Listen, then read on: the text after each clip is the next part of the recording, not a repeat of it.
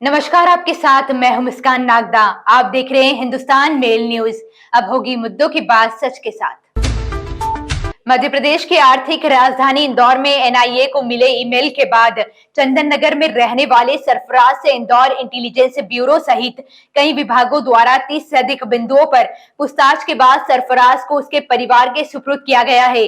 सरफराज के पास से किसी भी तरह के संदिग्ध गतिविधियों के कोई भी साक्ष्य नहीं मिले हैं। दरअसल इंदौर में रहने वाले सरफराज नामक व्यक्ति को इंटेलिजेंस ब्यूरो द्वारा संदिग्ध गतिविधियों में शामिल होने की आशंका को लेकर पूछताछ के लिए बुलाया गया था, जिसके बाद सरफराज ने थाने पहुंचकर पूरे मामले में तमाम साक्ष्यों और कई बिंदुओं पर पुलिस के सवालों के जवाब दिए और उसके बाद इंटेलिजेंस ब्यूरो सहित एनआईए व मध्य प्रदेश सहित मुंबई एटीएस के अधिकारियों द्वारा 30 बिंदुओं पर सरफराज से पूछताछ की गई, जिसमें सरफराज ने सभी बिंदुओं का जवाब देते हुए उसके द्वारा उनका और चाइना में रुकने के कारण भी बताए और कई दस्तावेज भी अधिकारियों के सुपुर्द किए हैं, जिसके बाद अधिकारियों ने संतुष्ट होकर सरफराज को उसके परिजनों के सुपुर्द कर दिया है। तो वहीं अधिकारियों का कहना है कि सरफराज के पास से अभी तक किसी भी तरह का संदिग्ध गतिविधियों में शामिल होने के साक्ष्य नहीं मिले हैं, लेकिन उसके दस्तावेज की जांच की जा रही है। यदि कहीं आवश्यकता लगती है तो सरफराज को दोबारा से पूछताछ के लिए बुलाया जा सकता है। व्यक्ति जिसको संदिग्ध बताकर एक ईमेल हमें प्राप्त हुआ था, जिसमें कि जो स्थानीय चंदन नगर क्षेत्र का एक निवासी था, उससे पूछताछ की गई है। लगभग 30 बिंदुओं पर क्रॉस क्वेश्चनिंग की गई है और उसमें अलग अलग जो संस्थान हैं, अलग अलग एनआईए हैं और एटीएस है, सभी ने पूछताछ की है।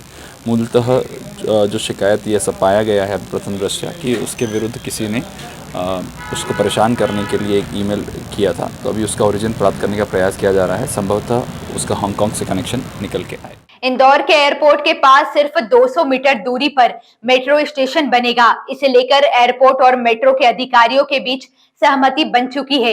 यह सहमति सांसद शंकर लालवानी ने बनवाई है। इस सहमति के बाद एयरपोर्ट के पास बनने वाले मेट्रो स्टेशन की जगह तय हो गई है।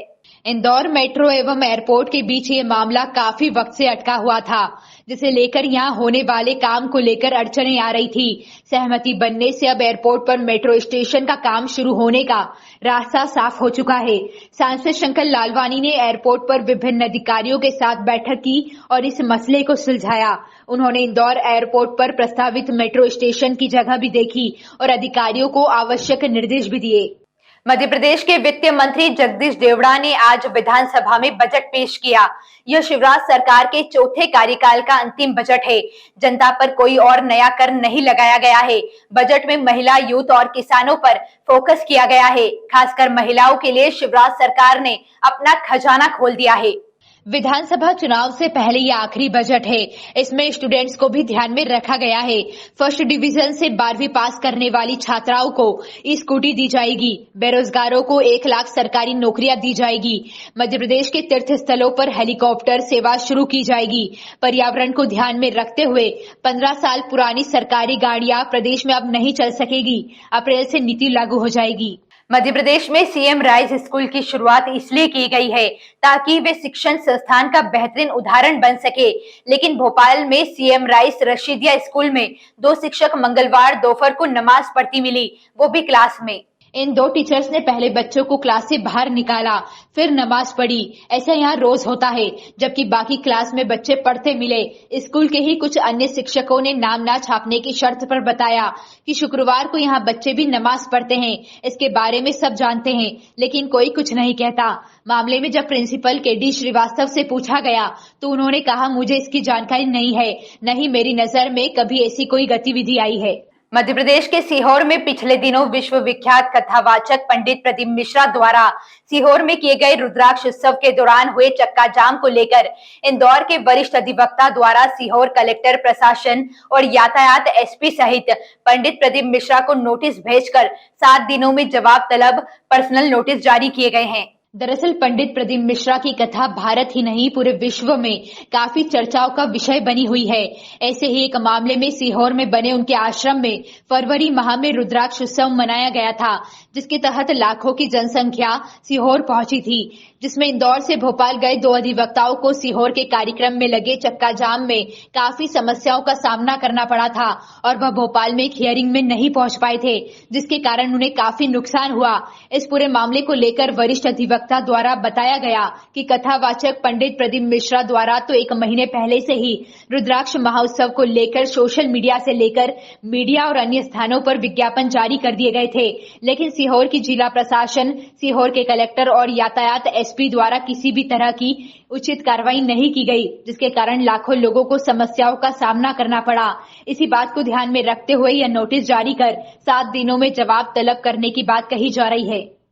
ये नोटिस 18 तारीख को सीहोर में होने वाली कथा जो पंडित प्रदीप मिश्रा जी की रुद्राक्ष महोत्सव के संबंध में थी, उसके बारे में जारी किया गया है, जिसमें प्रशासन को व्यवस्था संभालनी थी। इस बारे में हमने 16 तारीख को लगे सीहोर चक्का जाम के विरोध में पुलिस प्रशासन सीहोर, पुलिस कलेक्टर और एसपी यातायात पुलिस, इन लोगों को सीहोर के तीनों पदाधिकारियों को नोटिस जारी किया गया है। इस संबंध में वाक्य इस तरह का है कि मेरे ऑफिस से 2 जूनियर मेरे ऑफिस के कुमारी शुभम शर्मा और अतुल संकेतकर दोनों अपनी कार से भोपाल रवाना हुए थे स्टेट कमीशन के लिए, जहां पर उनकी उसी तारीख की फाइनल हियरिंग की पेशी थी, जिसमें ये उपस्थित नहीं हो पाए और सीहोर के पहले 10 किलोमीटर पहले से ही चक्का जाम लग गया था, जिसके ट्रैफिक के अव्यवस्था की सारी जिम्मेदारी पुलिस प्रशासन की और कलेक्टर की रहती है। G20 देशों के विदेश मंत्रियों की आज और कल दिल्ली में अहम मीटिंग होने जा रही है।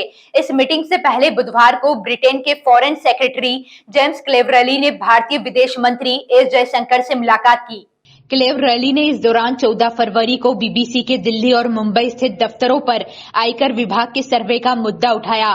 क्लेवरली ने साथ ही कहा कि बीबीसी एक स्वतंत्र संगठन है और सरकार भी अलग है। उन्होंने डॉक्यूमेंट्री नहीं देखी है, लेकिन यूके और भारत की प्रतिक्रियाएं देखी है। जयशंकर ने ब्रिटेन के विदेश मंत्री से कहा कि जो भी कंपनियां भारत में काम कर रही है, उन्हें देश के कायदे कानून का पालन करना होगा। ऐसे ही खास खबरों के लिए हमारे साथ बने रहिए। हिंदुस्तान मेल न्यूज पर हमारे चैनल को सब्सक्राइब जरूर करिएगा।